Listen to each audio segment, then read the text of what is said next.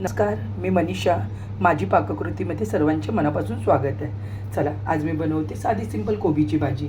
त्याच्यासाठी कोबी मी चिरून घेतलं बारीक, कांदा टोमॅटो तयारी करून घेतले, बारीक चिरून घेतलं, कढीपत्ता फोडणीसाठी, लसूण एक 7-8 पाकळ्या, मिरची, कोथिंबीर, मोहरी, जिरे, हळद, चवीपुरतं मीठ, थोडंसं शेंगदाण्याचं कूट आणि हिंग.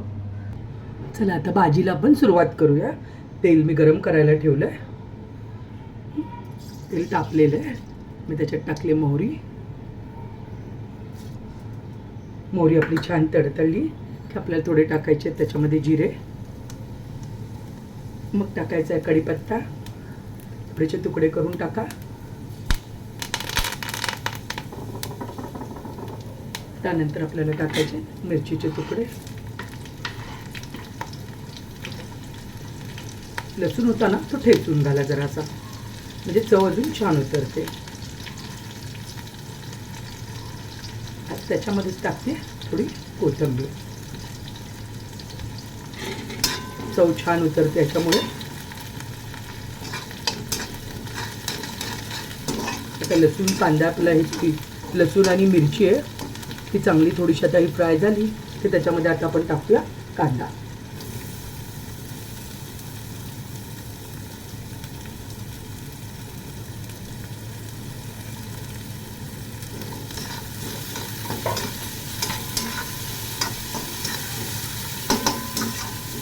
आता याच्यामध्ये टाकूया आपण हिंग. छान मिक्स करून घेऊया आपण.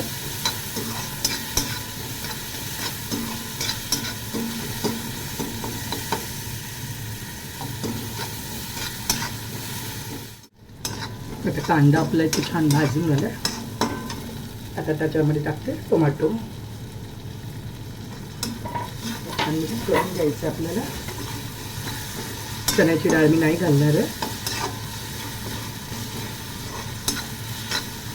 आता छान जरा कांदा भाजला की मग आपल्याला टाकायचे त्याच्यामध्ये हळद.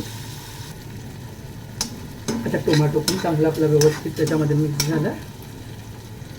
तेल सुटायला लागले बाजूने. आता आपल्याला ॲड करायची हळद, एक साधारण अर्धा चमचा.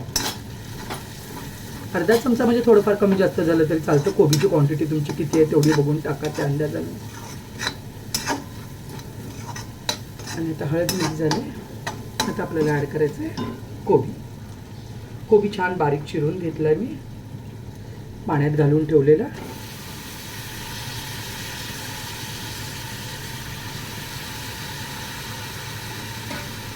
आता मिक्स करून घ्या.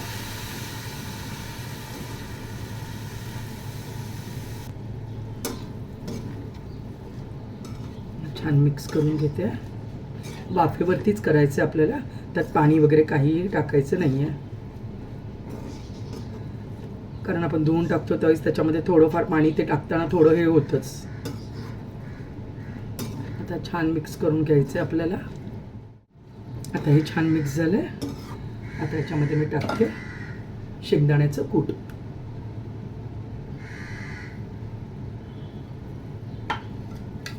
थोडीशी साखर चवीपुरती, एक साधारण पाव चमचा. आणि ॲड करते आता मीठ.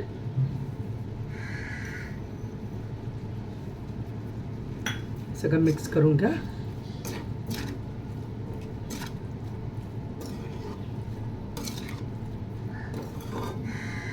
आणि आता ॲड करा कोथिंबीर.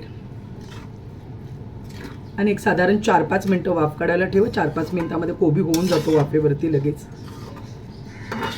घाईच्या वेळेस जरी डाळ भिजवलेली नसेल तर पटकन हा असा आपण केला तरी छान लागतो. साधा सिंपल आपला मुलांच्या डब्यासाठी पटकन होऊन जातो. आता मी त्याला झाकून ठेवते.